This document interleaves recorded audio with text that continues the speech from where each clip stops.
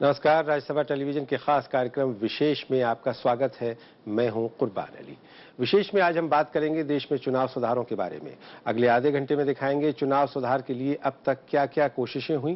साथ ही ये भी बताएंगे कि क्या लोकसभा के साथ ही सभी राज्यों की विधानसभाओं के चुनाव संपन्न कराए जा सकते हैं।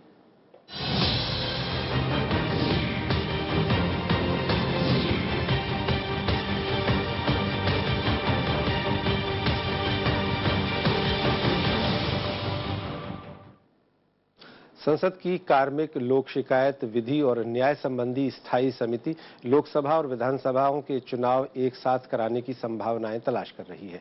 जानकार मानते हैं कि सरकार चाहे तो संविधान के प्रावधानों के तहत इस पर फैसला ले सकती है, लेकिन व्यवहारिक मुश्किलें इतनी हैं कि इसे पूरा कर पाना लगभग नामुमकिन मालूम पड़ रहा है।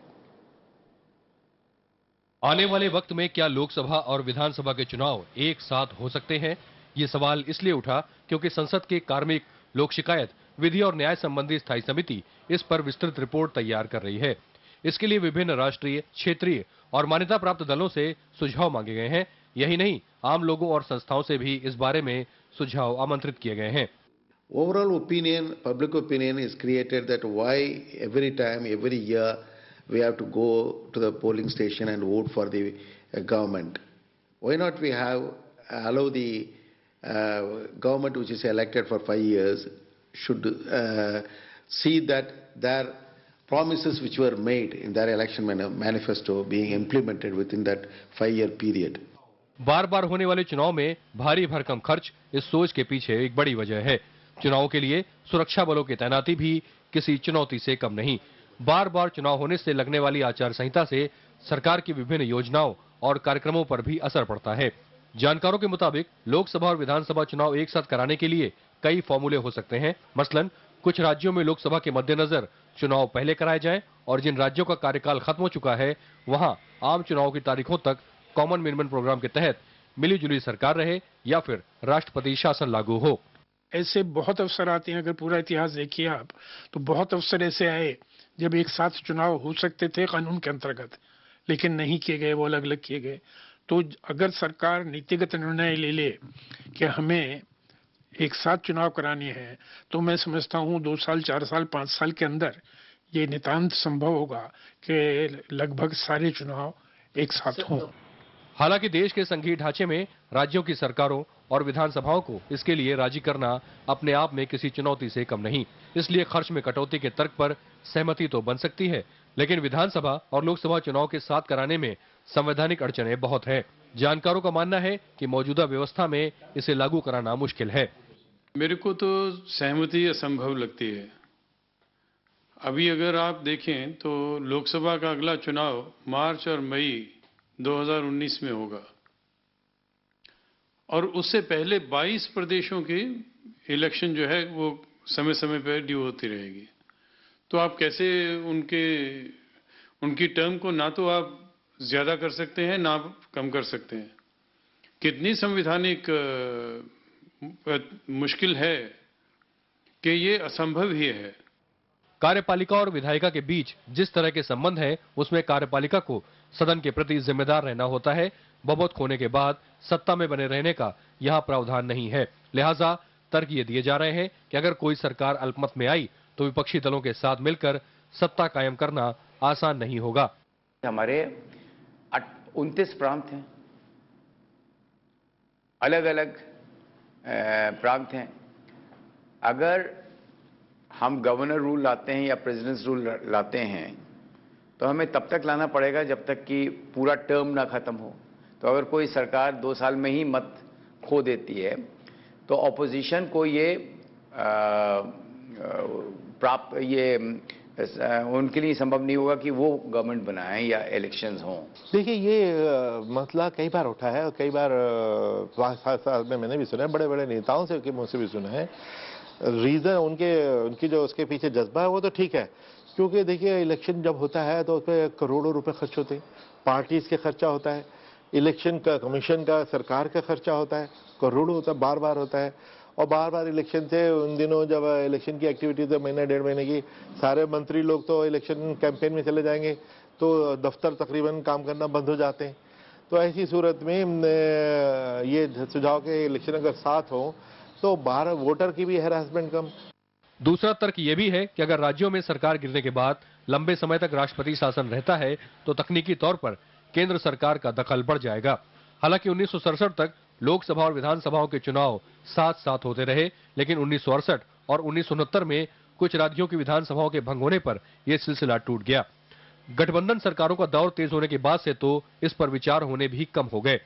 संसद की स्थायी समिति रिपोर्ट तो तैयार कर रही है, लेकिन समिति के सदस्य ही इस कदम से सहमत नजर नहीं आ रहे।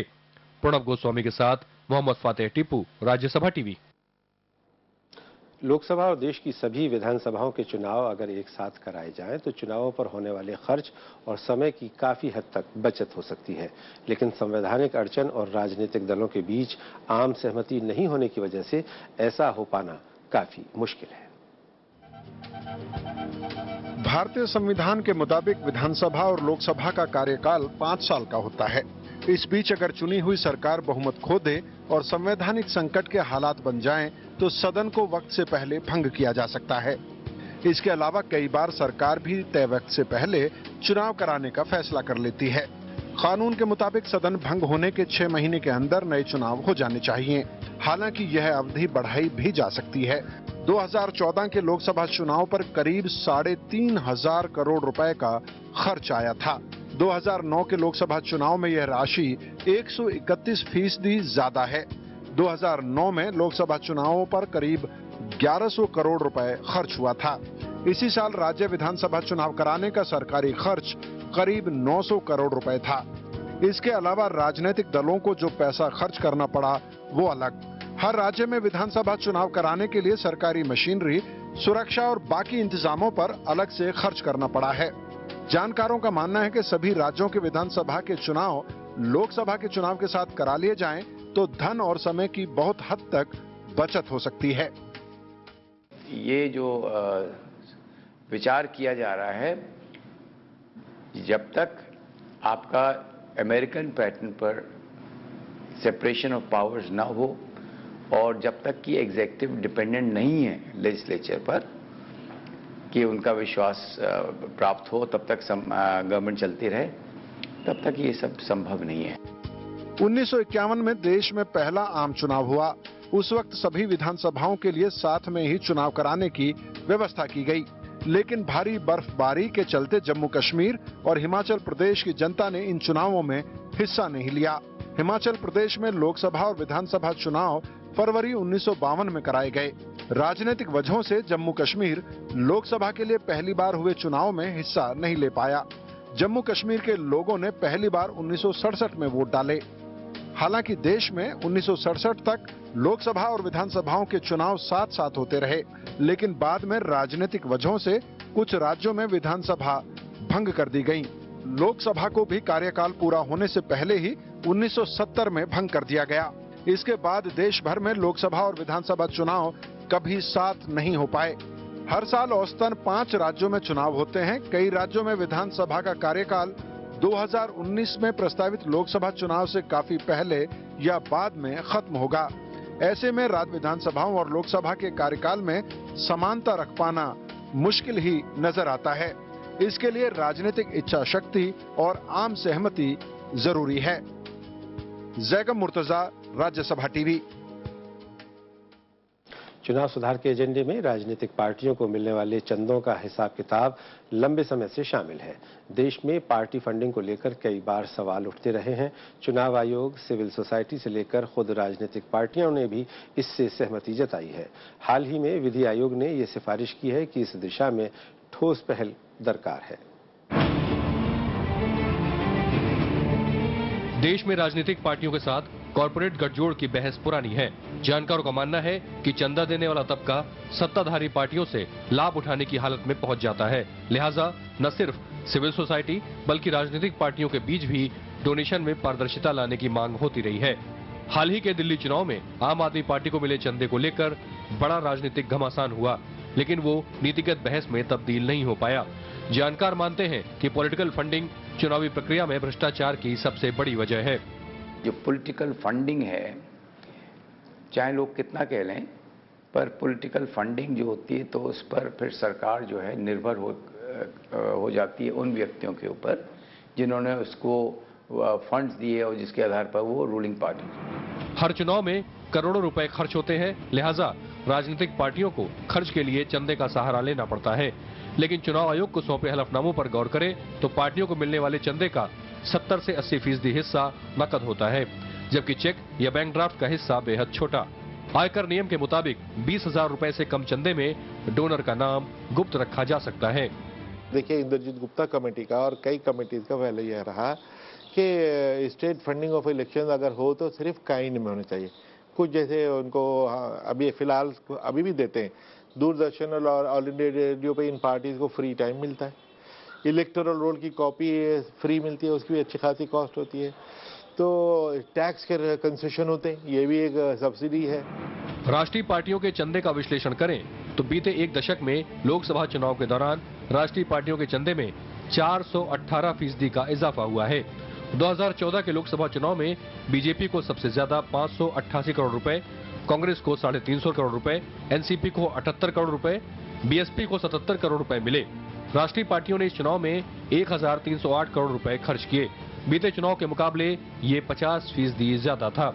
बड़ी पार्टियों और छोटी पार्टियों को मिलने वाले चंदे और चुनाव के दौरान होने वाले खर्च में बड़ा अंतर है, लिहाजा चुनाव आयोग के अलावा विधि आयोग ने भी इस अंतर को पाटने की जरूरत पर जोर दिया। हम ये जानते हैं कि करोड़ों रुपए खर्च होते हैं और हम पकड़ धकड़ करते रहते हैं। उसकी वजह से हमने नेताओं का, इलेक्शन लड़ने वालों का जीना आराम तो क्या हुआ है, लेकिन उसके बाद अगर समस्या हल हो जाए तो अच्छी बात है, लेकिन समस्या भी हल नहीं हो रही। क्योंकि सुनने में आता है कि जी हमने तो 5 करोड़ किए, 10 करोड़ किए, पकड़ सकते हो तो पकड़ लो। अब पकड़ने के पीछे से सबूत चाहिए, सबूत तो होता नहीं कि वो ब्लैक मनी होती है, रात के अंधेरे में जाके पैसे बांट दिए। अभी आप 20,000 रुपये तक कैश कर सकते हैं, उसके ऊपर ही चेक की ज़रूरत पड़ती है। और अगर आप सब पार्टीज़ के फंड्स देखेंगे तो 80% फंड्स वो है जो 20,000 के नीचे हैं। अब कहाँ से आए, कैसे आए, तो वो एक तो political funding is the biggest source of corruption. चंदा देने वाले लोगों की सत्ता में बढ़ते प्रभाव को देखते हुए फंडिंग प्रक्रिया में पारदर्शिता की वकालत कई संस्थाओं ने की है। इसके लिए स्टेट फंडिंग का भी विकल्प सुझाया जा रहा है। स्टेट फंडिंग का मतलब चुनाव का सारा खर्च सरकारी खजाने से होना है, लेकिन राजनीतिक पार्टियों के बीच इस मुद्दे पर व्यापक सहमति नहीं बन पाई। इसके तरीके को लेकर जानकारों के बीच मतभेद है। दिसंबर 1998 में इंद्रजीत गुप्ता समिति ने स्टेट फंडिंग पर अपनी रिपोर्ट सौंपी, जिसमें स्टेट फंडिंग की जरूरतों पर जोर तो दिया गया, लेकिन ये भी कहा गया कि पार्टियों को रकम देने के बदले सेवा दी जाए, यानी उम्मीदवारों के बदले पार्टियों की जरूरतों को सरकार अपने खर्चे में समेटे। खर्चे पे तो इसमें स्टेट फंडिंग इसलिए बेकार है कि अगर कोई आदमी 10 करोड़ खर्च कर रहा है और आपने पूरा 70 के 70 लाख भी आपने दे दिया तो वो 10 करोड़ खर्चा बंद थोड़ी कर देगा, ये 10-70 जो बचाएगा ये भी उसमें डाल देगा। तो इसका तो हल नहीं। लेकिन दूसरी चीज़ है कि पैसा आता कहाँ से है, वो मतलब ये होता क्या है कि जो पॉलिटिकल पार्टीज हैं 75 से 80% ये नहीं बताती, ये तो बताती हैं कि हमारे पास इतना पैसा आया, 3,000 करोड़ 4,000 करोड़ सारी पार्टी ने मिल के दिखाया, इन्होंने 5 साल में जमा किया, और उसमें से 75% का हमको पता ही नहीं सोर्स क्या है।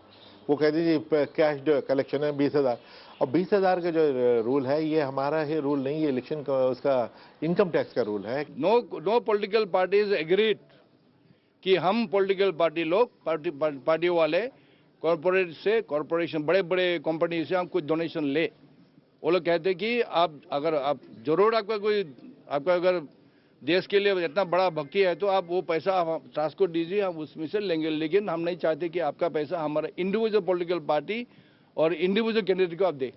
You are welcome to give your money to the trust established by government, not to any individual candidate. चुनाव में स्टेट फंडिंग पर अब तक आम सहमति नहीं बन पाई है, लेकिन चंदे में पारदर्शिता को लेकर कानून मंत्रालय, चुनाव आयोग और सिविल सोसाइटी लगातार गंभीरता दिखाते रहे हैं। राजनीतिक पार्टियों का भी एक बड़ा तबका इसके समर्थन में दिखता है, लेकिन उसके बीच संजीदगी के अभाव के चलते डोनर की तमाम जानकारियां लोगों तक नहीं पहुंच पाती। विधि आयोग 20,000 रुपए से कम चंदा देने वालों के नाम भी सार्वजनिक करना चाहता है। दिलीप खान, राज्यसभा टीवी। 2009 के लोकसभा चुनाव के बाद पेड न्यूज पर काफी चर्चा हुई। चुनाव आयोग इस पर कड़े नियम बनाने के पक्ष में है और प्रस्तावित चुनाव सुधार की सूची में आयोग ने शामिल भी किया है। हाल ही में विधि आयोग ने भी इस पर कठोर कदम उठाने की वकालत की। इसके अलावा ओपिनियन पोल पर भी नए सिरे से विचार करने की सिफारिश विधि आयोग ने की है। मीडिया की पहुंच और रफ्तार तेज होने के बाद चुनाव की शैली भी बदली है। अब राजनीतिक पार्टियां अपनी प्रचार सामग्रियों को मीडिया में सुर्खियां बटोरने के लिहाज से तैयार करती हैं, लेकिन हर पार्टी को मीडिया के दरबार में जगह नहीं मिल पाती। कई बार ये चयन वाजिब होता है, लेकिन कई बार मीडिया पैसा लेकर खबरों को तोड़ मरोड़ कर पेश करता है। जाहिर है इसका दूसरा सिरा पैसा देने वालों के साथ जुड़ता है, यानी राजनेताओं के साथ। 2014 के आम चुनाव में पेड न्यूज के 694 मामले सामने आए। कुल मिलाकर आयोग ने 3053 नोटिस इस मामले में उम्मीदवारों को भेजे, लेकिन कार्रवाई के नाम पर कुछ खास नहीं हुआ। हालांकि आयोग पेड न्यूज के मसले पर पहले की तुलना में सक्रिय हुआ है, लेकिन ये थम नहीं रहा। काफी हद तक रोक भी लगी है, काफी हद तक, लेकिन पूरी तरह नहीं रुकी। इसलिए इलेक्शन कमीशन ने ये रिकमेंडेशन दी है कि ये जो पेड न्यूज है इसको क्रिमिनल ऑफेंस किया जाए, 2 साल की सजा हो। अब हमारा जो इलेक्शन कमीशन का बस चलता है वो तो सिर्फ पार्टी और कैंडिडेट पे चलता है, मीडिया ओनर पे तो नहीं चलता। मीडिया वाला अभी तो बेईमानी कर रहा है, बल्कि इस केस में तो पॉलिटिकल पार्टीज की इतनी ज्यादती नहीं है जितना मीडिया हाउसेज की ज्यादती है। साल दर साल पेड न्यूज की परतें लोगों के सामने खुली हैं। 2009 के आम चुनाव में पहली बार इस पर व्यापक चर्चा हुई और उसके बाद चुनाव आयोग ने काफी सक्रियता दिखाई। आयोग का मानना है कि जन प्रतिनिधित्व कानून 1951 में संशोधन कर पेड न्यूज को अपराध करार दिया जाना चाहिए।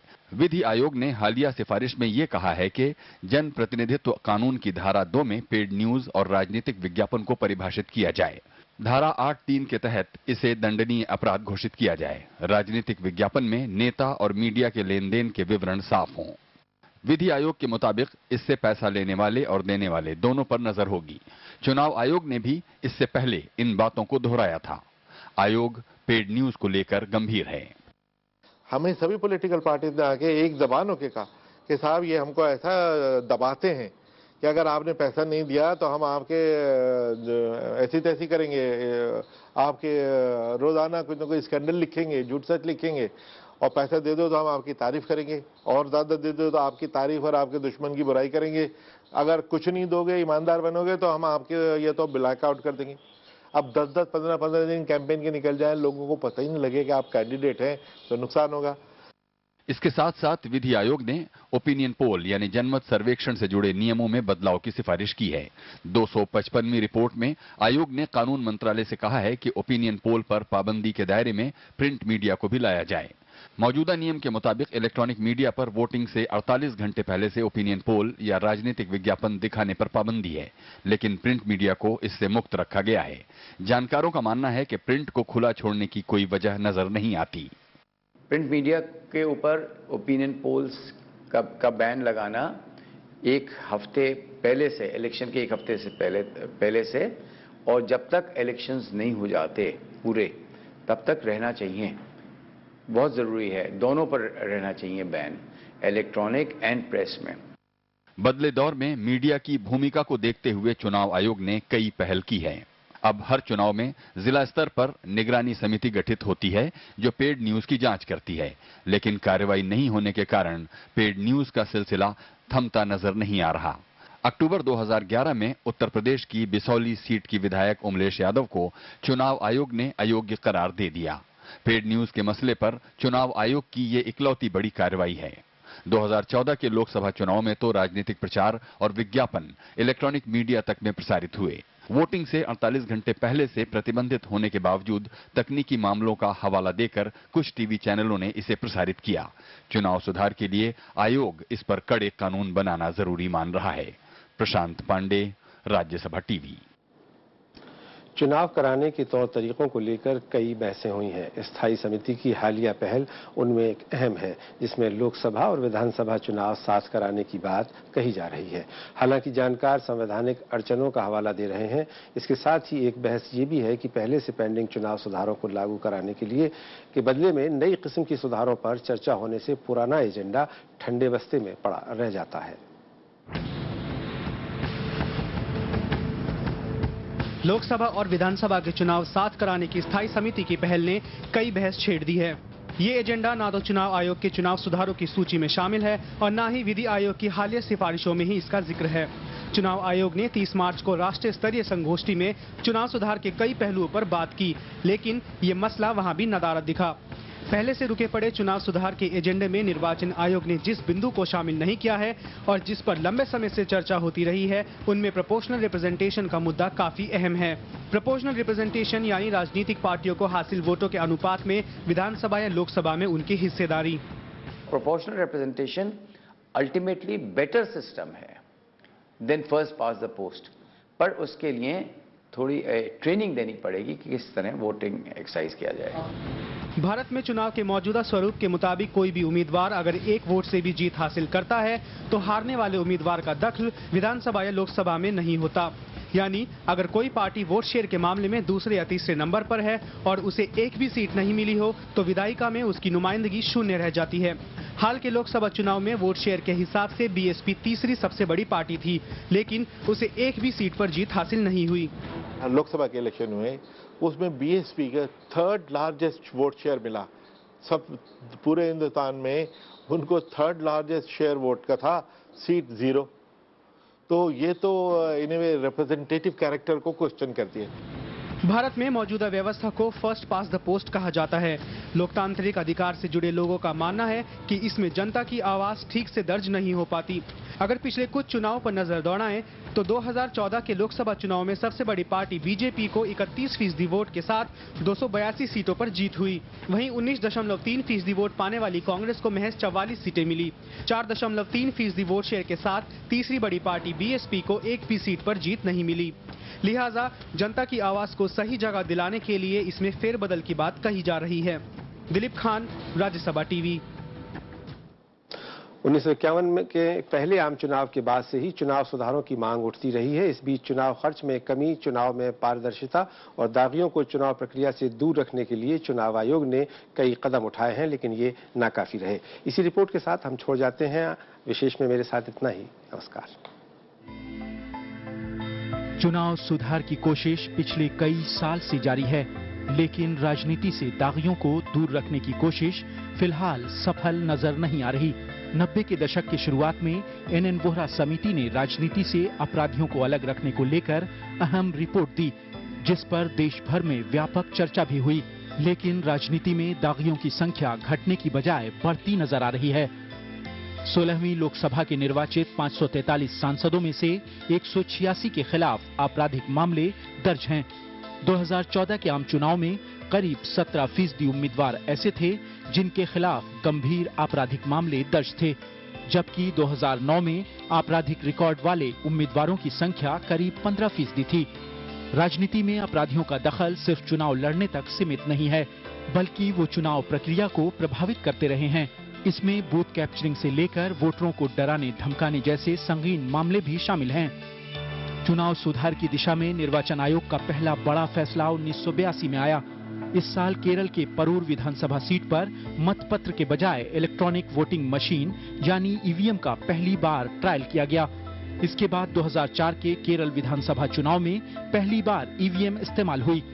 हालांकि वोटिंग मशीन पर भी उंगलियां उठी, लिहाजा आयोग इन मशीनों से प्रिंटर जोड़ने की योजना पर काम कर रहा है, जिससे वोटर को पर्ची मिल सकेगी।